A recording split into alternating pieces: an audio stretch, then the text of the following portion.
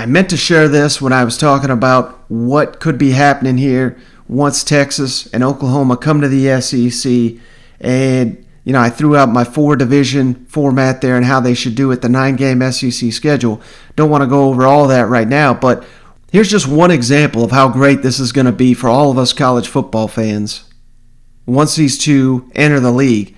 I mean, look at this lineup. We're going to have Thanksgiving week, rivalry week, whatever you want to call it, end of the regular season. Of course, we're going to have the Egg Bowl, Ole Miss and Mississippi State, as is tradition.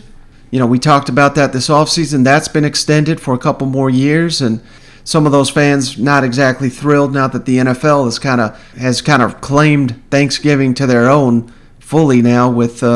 But hell, I love that game. I watch it over the NFL every single day and twice on Thanksgiving. You know what I mean? So the Egg Bowl, there's your appetizer, so to speak. The most anticipated matchup with this news of expansion, Texas A&M, Texas. Imagine that SEC doubleheader on Thanksgiving. Again, my favorite game, favorite rivalry, the Egg Bowl, Ole Miss, Mississippi State, Texas A&M, Texas. I mean, it just doesn't get much sweeter than that. And hell, we're not even a quarter way down this list. We're getting back. I think if they do it the way I propose they're going to do it, the Golden Boot, Arkansas, LSU, and get that the following day. I mean, how sweet would that be? Maybe we'll find another way to squeeze one of these other games on a Friday, but that's that's the rivalry that Arkansas fans want in that spot. I think they'll get it back because LSU Texas A&M is, in my opinion, unlikely to be that season finale. So you slide LSU back to Arkansas. Natural rivalry for both those teams. That's a hell of a way to head into the weekend.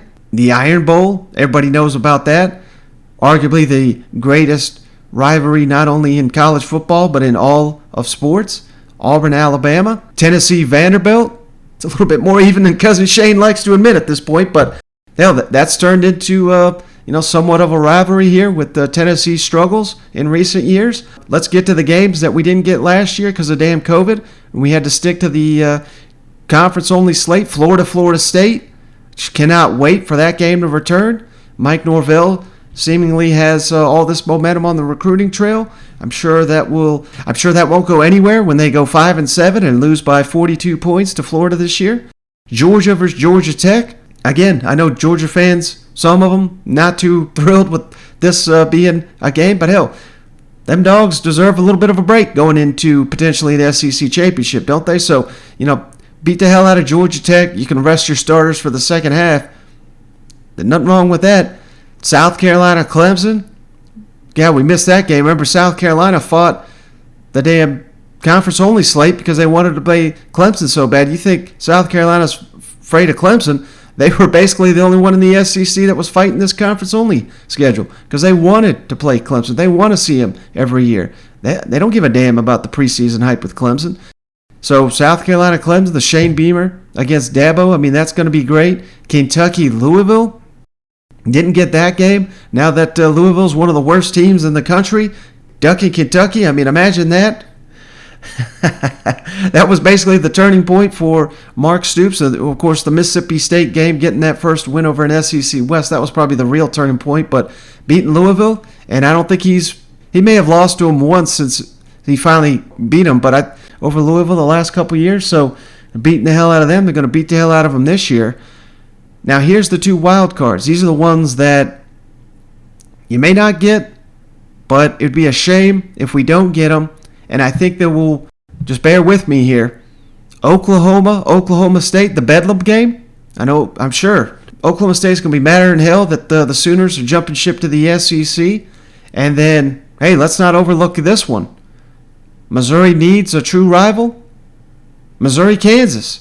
They've already agreed to a couple games in the coming season, so both sides are open to this. But here's the real thing. Before you say, "Well, come on, Mike, Oklahoma State and Kansas, why in the hell would they play this juggernaut of an SEC? They're leaving everybody in the dust. They've destroyed, well, not officially, but may have destroyed the Big 12. Probably have, because that's the key right there."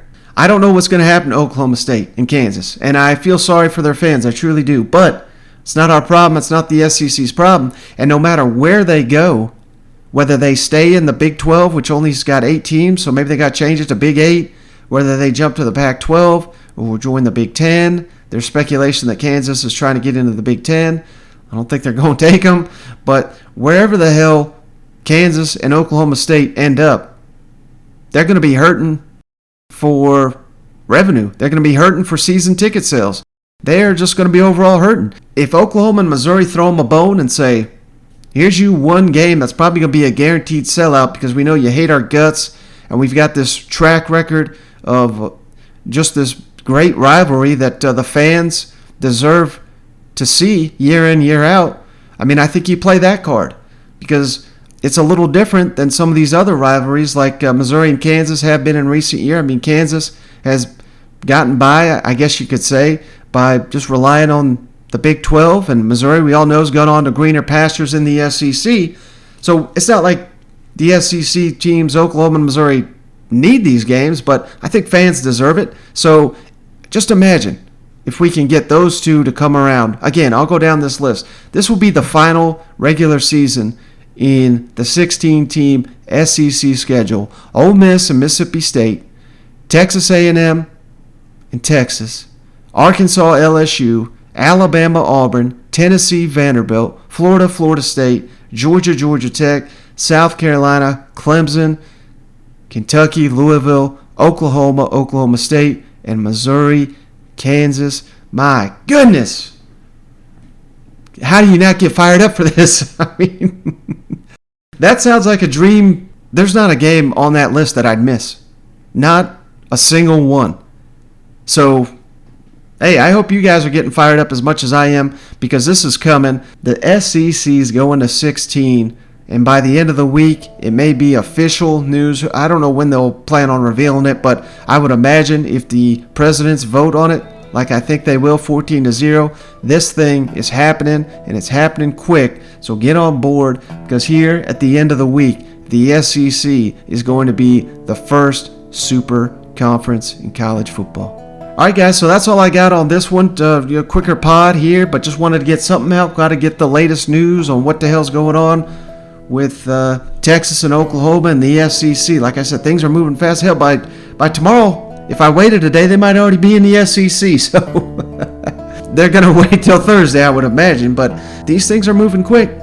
Texas and Oklahoma officially leaving the Big 12. We'll have to see how soon they make the jump to the SEC. But like I said, according to Matt Hayes, according to a source of Matt Hayes, that thing's coming in quick. So be ready. Stay tuned.